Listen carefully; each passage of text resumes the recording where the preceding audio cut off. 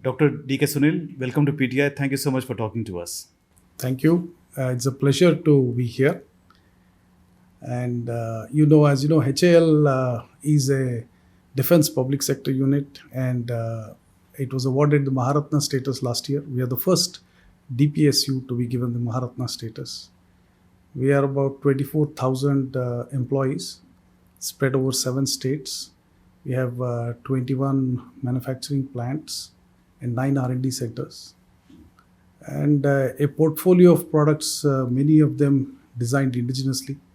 We have a very good history of producing aircraft indigenously. We produced the HF-24 Marut, the Krishak, way back in the 50s. So it's a 85-year-old company. We make helicopters, fighters, engines. And of course, you make the Tejas aircraft, Tejas the aircraft. light combat aircraft. And we also make the structures which power all our rockets. All the ISRO rockets, the structures are made by HAL. Speaking of rockets, you received some very good news last week. ISRO has given you the contract to produce their SSLV, small satellite launch vehicle, which is essentially a rocket to put small satellites in low Earth orbits. It's a small contract, 511 crores. But I think the prestige value of this contract is huge. Can you tell us a bit Yes. It's really very heartwarming because we won this against stiff competition. There were 9 bidders and we have won against that. Actually, the contract value is not 511. 511 crores is what we have bid to get the transfer of technology. And this can launch a 500 kg satellite, the small satellite launch vehicle. And this gives us the total transfer of technology for the design, manufacture, and launch of satellites. So it is a new vertical for us. We have been making all the shell casing for the rockets till date. But now we will be going to the next stage. The way we make aircraft, we equip them, we fly them and deliver them. We will be able to deliver the whole rocket and sell services. Essentially, we will sell a seat in the SSLV for a satellite, 500 kg satellite, or a combination of them. And this project will take 2 years to complete? 2 years, we will take the transfer of technology from ISRO. We will put our teams with ISRO. And once the transfer of technology has happened, we will be able to make our own rockets and sell space on them nationally as well as internationally. So it's a very exciting for us that we are going to make these rockets. And for us, it's going to be a very good area of growth. And you envisage making 6 to 7 rockets per year? Yes. We expect 6 to 7 launches conservatively. Maybe it will be more. Because you see, after you have seen the Ukraine war, the low Earth orbit satellites are the rage today, where everybody wants this for communication and reconnaissance and so on. So we expect a huge market there. You are helping HAL, which is a very critical defense organization, company in India, at a very, very critical time when the national security outlook has changed completely. And, there is a lot more focus on aerospace. The future wars, it's being said that the future wars will be fought through the aerospace technology. How is HAL responding to that challenge? Yes, as you have rightly pointed out, the Ukraine war and other wars we are seeing are now high-tech. So the aircraft that we build will also need to have this kind of capabilities, that is data link capabilities, EW capabilities. What is EW? Electronic warfare. That is, you must be able to jam the adversary or avoid jamming yourself. So the electronic content is going to be much more. And the use of satellites, the use of networking, these all have been demonstrated. Networking between your assets, networking with your UAVs, networking with satellites. So the future is going to be a network-centric kind of battlefield. And we are working towards that in all our projects by increasing the technology content. One thing that emerged from this recent Operation Sindoor and previously the Ukraine war and the Russia Russia attack on Ukraine, Ukraine attack on Russia, as well as the Armenia war as well, is the use of drones. Drones are going to become very, very common in future wars. Is HAL planning to go in that direction, make drones? As you have said, the role of drones has gone up because they can inflict damage and they are not observable. And the small drones are very inexpensive. However, that is an area we are not entering because it's a very competitive environment for the small drones. We're very cost sensitive. Whereas we are looking at the bigger one, more capable aircraft, UCAVs. We are working on a 3-ton UCAV called the CATS Warrior. So our focus is on the bigger birds, which will be controlled by a manned aircraft. It's called man-unmanned teaming, MUMT. So our focus is on these kind of bigger drones, UAVs with weapon capability. What does CAT stand for? CATS Warrior, That's Combat Air Teaming System. which is the two. Essentially, a manned aircraft will control the multiple unmanned assets. So it could be a CATS Warrior, what we call the 3-ton one, or it could be a different class of optionally manned aircraft. So this whole system of aircraft, we call it as the combat air teaming system. And they are a high altitude. High altitude drone is there, and the CATS Warrior is there. There's also something much smaller. So all this can be controlled through data links from the manned aircraft, so that these can be sent out across, and the involvement of the personnel is minimized. Okay. Are you also looking at developing a jet-powered, high-altitude, long-endurance UAV like the I'm just looking at my notes here, MQ-9B of General Avionics? We have purchased or are purchasing 33 of those. Are we going to produce something similar in India? No, right now we are not looking at even the MQ-9 is a turboprop, because you see these have to loiter for a long time. Okay. So their power consumption has to be less. So this is also a turboprop, not a jet engine. Jets are basically very fast and they consume a lot of fuel. So what we are working on is also a jet. The UCAV is based on a jet engine, but MQ-9 is equivalent, something we are not working on. But we are in discussion with General Atomics. What kind of work share we can take for the MQ-9. They will need servicing facilities for the engine, airframe, and so on. So we've had discussions with General Atomics to see what kind of work share we can take and help them in this. In addition to LCA, the Cabinet Committee on Security has given in principle approval to the AMCA jet fighter project, which is the Advanced Medium Combat Aircraft. And HAL is a major stakeholder in that. Just tell us a little bit about that program. Yeah, the AMCA is essentially a partnership between ADA and HAL, Aeronautical Development Authority, and ADA. So we have co-designed this aircraft and we have brought it up to the stage of... it's a stealth fighter. It's a stealth fighter. And we have brought it up to the stage of CDR, that is the design review stage. And the government wants to involve more and more private players in this field.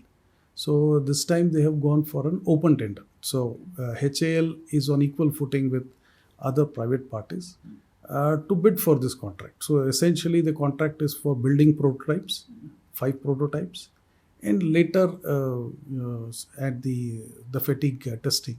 These are the components. So how far are we away from actually seeing the production of these? This aircraft will come into production in 2035. 2035. 10 years, because Okay, yeah. prototyping, then certification, and then it goes into production. So 2035 is the expectation this will go into production. And has the IAF given the specifications on what its expectations are Yes, from the... those details are available. That's why the basic design has been done with those requirements. Now we are getting into the stage where we'll make the prototype and then start the flight testing. So this contract essentially is an open tender where private parties can form a consortia. HAL also is thinking along the same line. You will form a consortium We with will private take players? private partners, so that it will be easier for us going forward to make this into a faster enterprise, get it out quickly, So we are already partnering with many private companies for the LCA. But why is it necessary? SSLV, you were the standalone company. You did not take any partners, unlike Adani Group, which was a consortium in that bidding. But here, why do you need a private? No, it's the speed. If you want to quickly make this, sometimes even in the LCA case, though we are producing ourselves, we have 3 lines. We are also building a line parallelly in the private sector. Okay. So the fuselage parts come from any private. So SSLV also, we are open to taking private companies. They'll produce some parts for us. We will do the integration. So the idea is, though we have bid independently, it's not that we will do everything ourselves. We will farm out to the private sector. Adds to the efficiency? Efficiency, cost, and it's easily, some capabilities are available. We will be able to use it. The investment also comes down. One more stellar project in HAL's kitty is the Prachand helicopter project. You have got the project for 62,000 crore rupees. And the Defense Ministry wants to procure 156, and it's a light combat helicopter. Just tell us more about that. Yeah, that's really one of our happiest achievements last financial. It's the biggest contract in Indian military history, 62,000 crores. And it is a culmination of about a decade of development of the Prachand, testing it. We produced 15 limited series production, delivered it. Okay. And based on the feedback, whatever improvements, we will do that. So it's a very big shot in the arm for Atmanirbharta, where we are, the whole attack helicopters are going to be made by HAL and within the country. The indigenous content is also very high, upwards of 60%, and we have committed to the government that we will increase it over the years, so that most of it will be made in India. And when do you expect the deliveries to start? The deliveries start 3 years. So contract was signed this March. So from 28, we will start the deliveries. What kind of weapon systems can we expect on the helicopter? It has got rockets, it has got a gun, and it's got ATGM, anti-tank guided missiles. Okay. And since the software control is with HAL, we will be able to integrate any type of missile as we go along. See, that's one of the big advantages in the LCH or the LCA, where the software control is within the country. So today, whenever we have missiles coming from DRDO labs or any new weapon that the user wants, we have this capability of doing the software integration. That's the key element. So in Prachand, we have 100% control over the software. Okay. So we will be able to integrate. I see. So that's the disadvantage of buying a complete weapon system or aircraft system from abroad, where we have no control and they will decide what missiles to put, how to control it. Yes, we have gone down this path and we have realized that the software control is with a third country, then you are forever dependent on them. Right. And then for everything you have to pay, or there may be even restrictions. So this doesn't give you that kind of autonomy. Whereas today, in all the platforms that we are building, whether it's the light utility helicopter, the LCA, Prachand, the Tejas, the software control is totally with the Indian ecosystem. It could be HAL, it could be ADA. What's the comparable helicopter to Prachanda that we have in the market currently? I wouldn't have a comparison like apples to apples, but Apache is an attack helicopter, as you have seen, a very capable one. But in our case, our helicopter is optimized for high altitude performance. There's no helicopter which can operate at the altitudes that Prachand can Because operate. the air is thinner, you need air is thinner, and most of our operations or the threat is on our northern and eastern borders, which are all high altitude. So we have specifically designed the Prachand with this in mind. Incidentally, the idea of Prachand was born out of the Kargil War. Okay. When the Kargil War happened, the Pakistani soldiers were holed up at around 4,000 meters, higher than 4,000 meters. And we did not have a means of attacking these.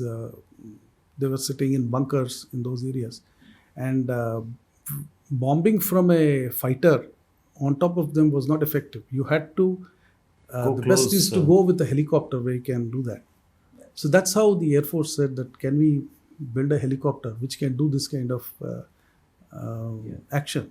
And that's how the Prachand was developed. And today we have a helicopter which is very capable of operating at those altitudes. So 4,000 meters is 13,000 feet roughly. Yes. A normal helicopter flies at what altitude? No, it could fly anywhere, but to take off and land at those altitudes, you have to take off from a high altitude airstrip, do the action, and come back. Okay. That's where it's a very difficult job, and Prachand does it excellently. So we've built a helicopter which can meet the requirements of our armed forces.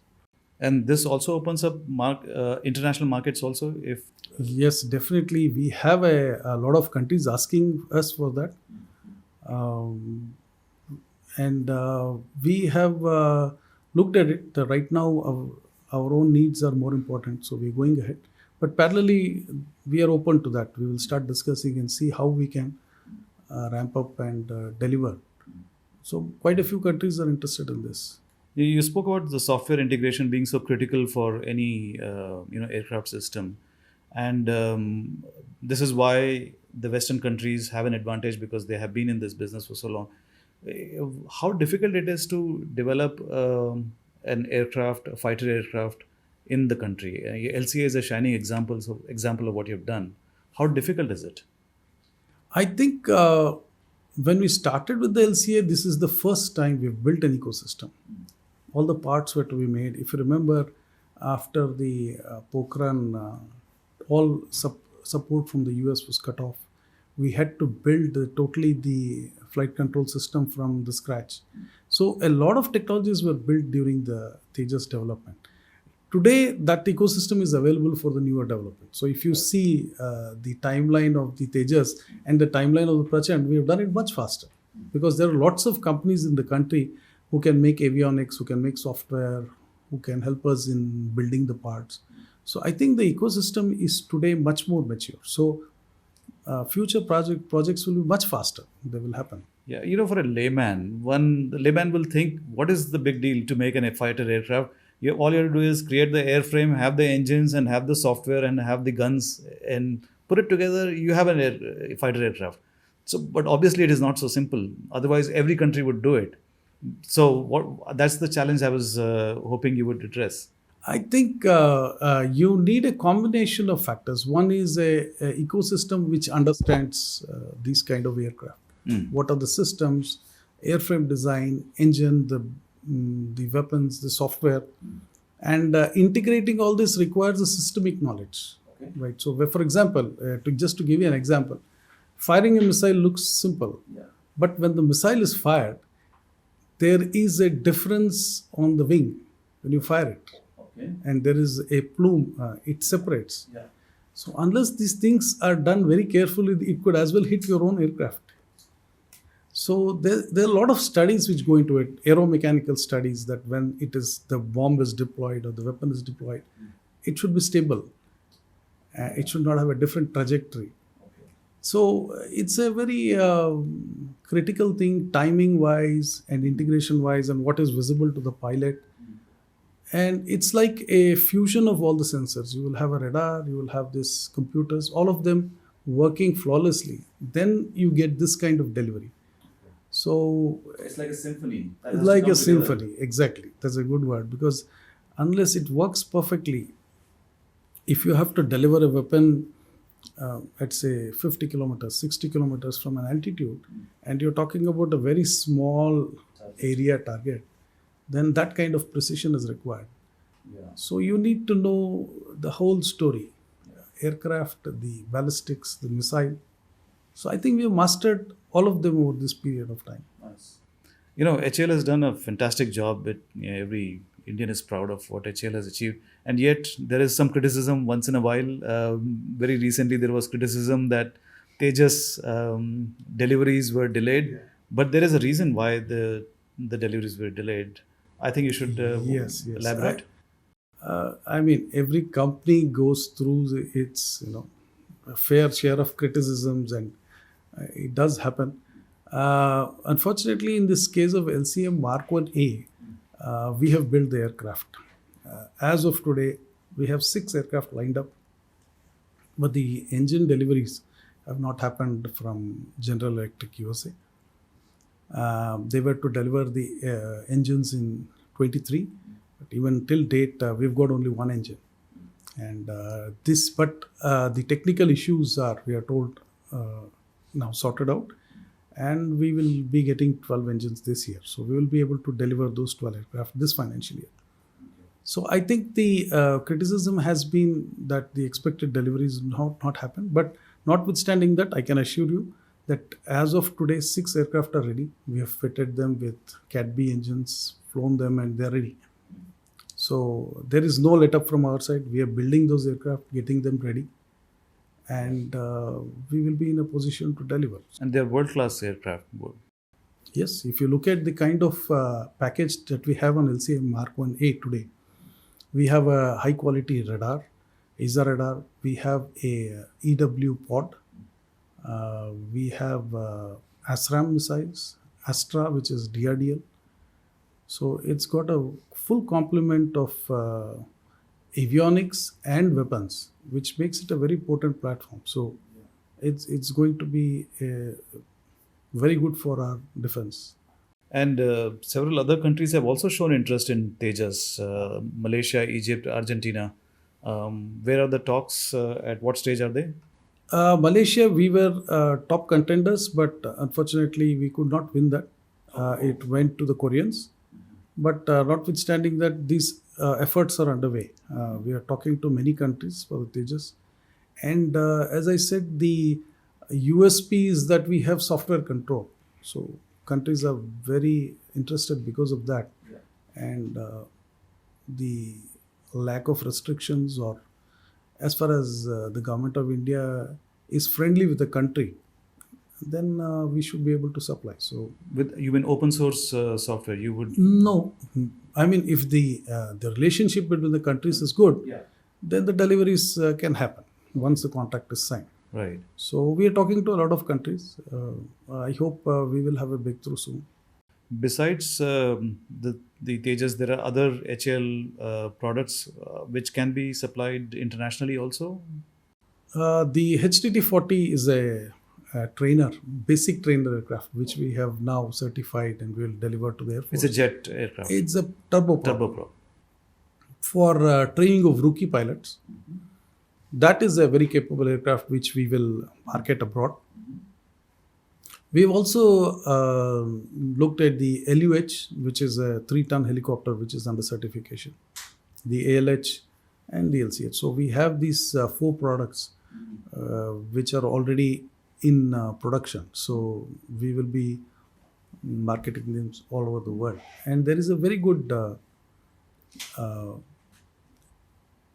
buzz about these aircraft because they are developed indigenously and a lot of content is available in India.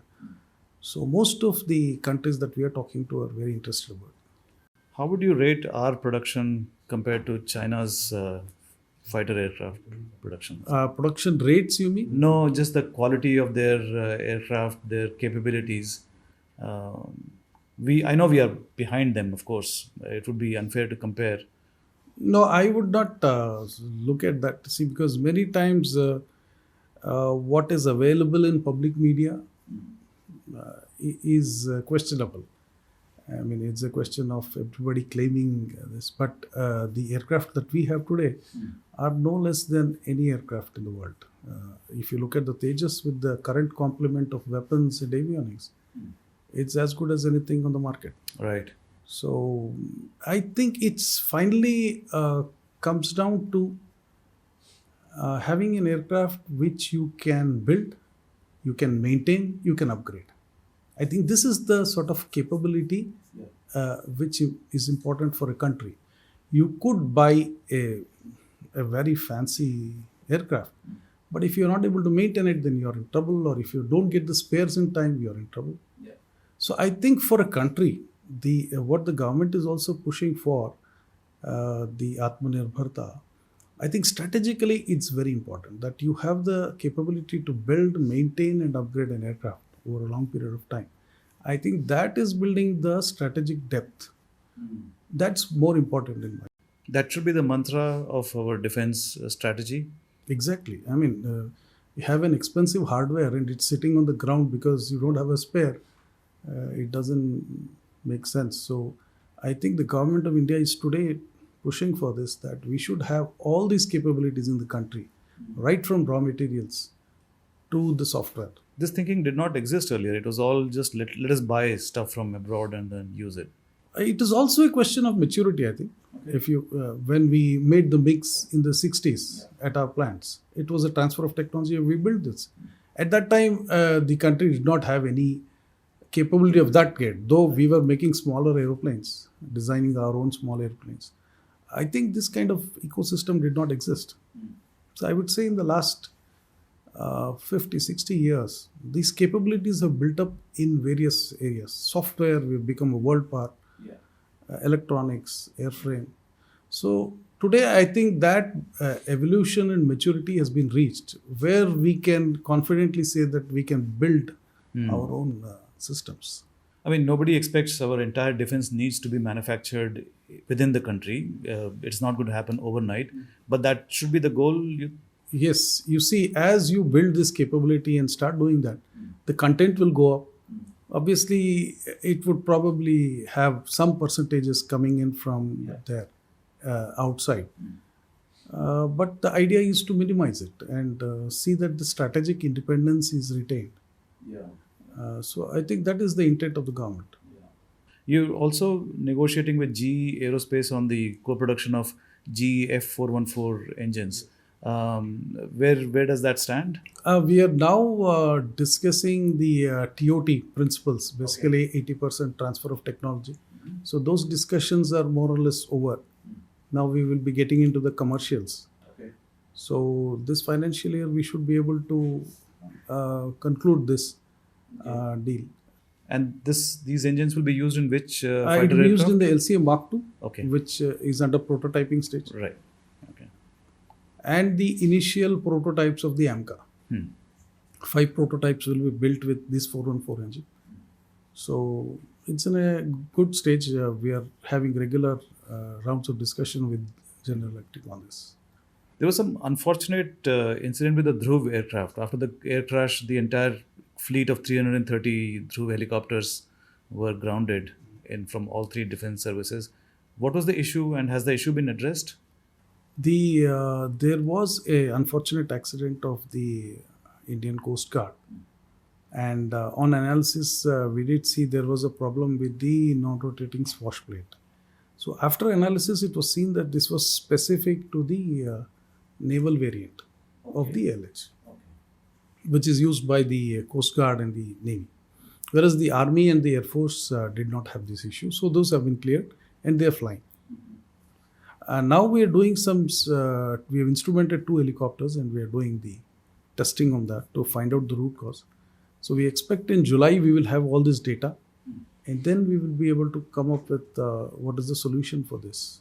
So in July we expect this data to come. So what are the next steps? Once you know what the solutions are, then you address them, and then it goes back to the Defense Ministry for them to take a call on... It's we have 32 aircraft in the field. Okay. The Navy has got 16 and the Coast Guard has that. So if there is a change on that, is it a maintenance or a modification? That we will do it ourselves and see that it is deployed in the field. How large is the helicopter production component of HAL in the overall scheme? Today we do about 30 ALH, 25, 30 ALH we can make in a year. We are also opened one more factory we have opened in Tumkuru, Okay. where we are building the LUH and we will be building the LCH there. So eventually we will ramp up to about 90 helicopters a year. 30 of the LH, 30 of the LCH and 30 of the LUH. Apart from the defense helicopters, there is obviously going to be an increase in civilian helicopter demand also. Will HAL be getting into that, like the Dornier helicopters? Yes, that's one growth area we are looking at. The ALH, what we call the Dhruv NG, new generation. We are currently doing the fitment of the AS4 requirement of the Pawan Hans is contracted with us, yet to contract, but we'll do it eventually. We are building a civil variant which will be certified by the DGCA. We expect to finish the certification this year. and it's a twin engine helicopter, and once it is certified by DGCA, we will be able to use it for offshore platforms for the ONGC, as well as within the country we'll be able to use it for normal flying.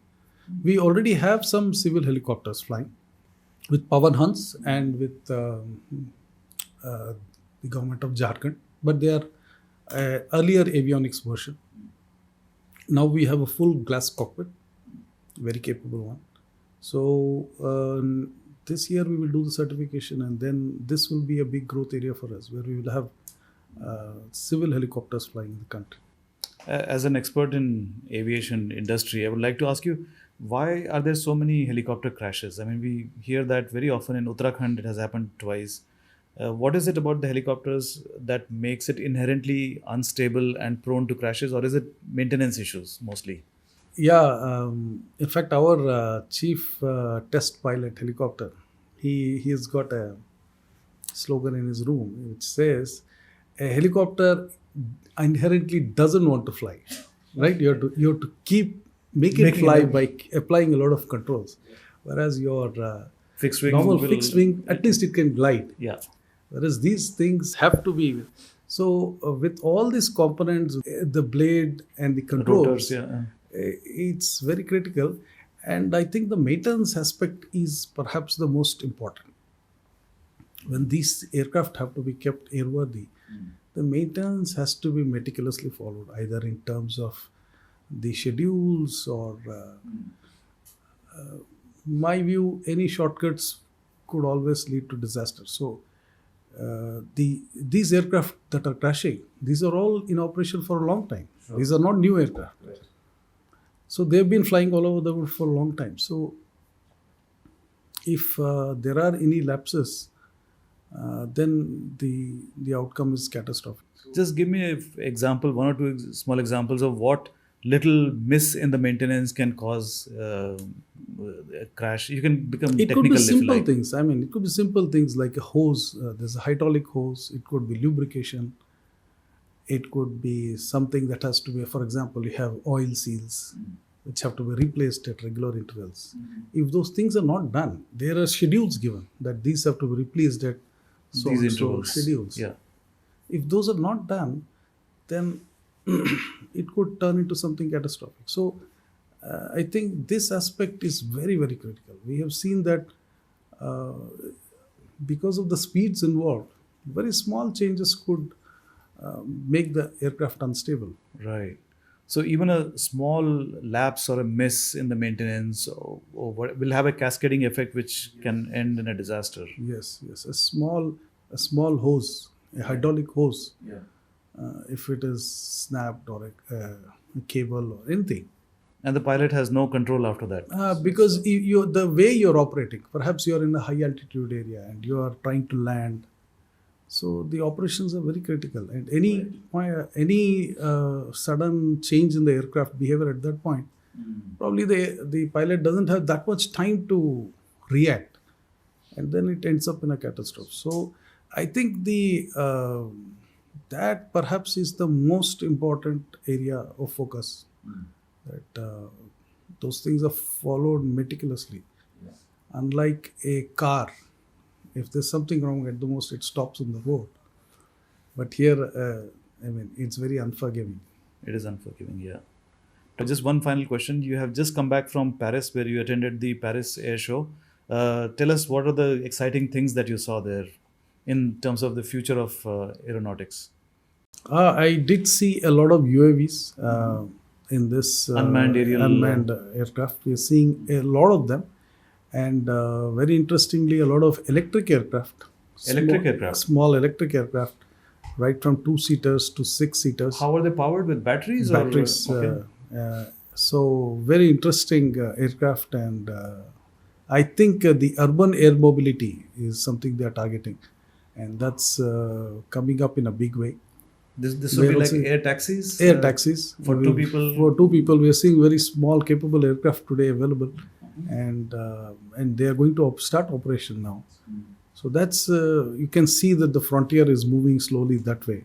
It's going towards that. A lot of UAV aircraft, smaller ones, very interesting. We also looked at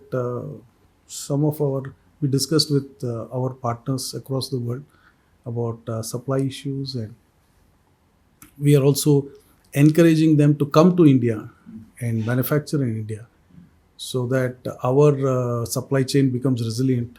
Sure. And they could also export from here. So these were the two themes we were talking to them: existing supplies, how to sort of ensure that they are not disturbed, and at the same time also encouraging them to come to India and manufacture. Yeah.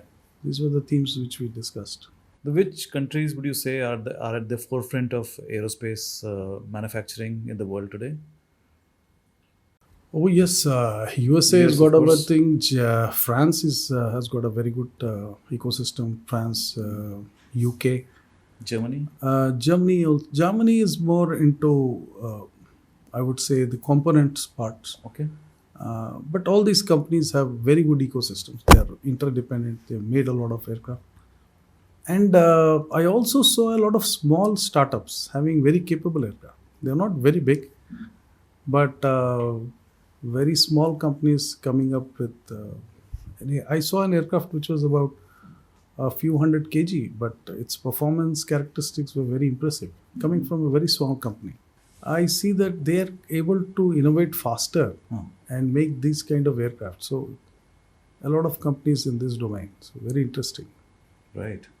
Dr. Sunil, thank you so much for spending the time with us. Thank you. It was a pleasure.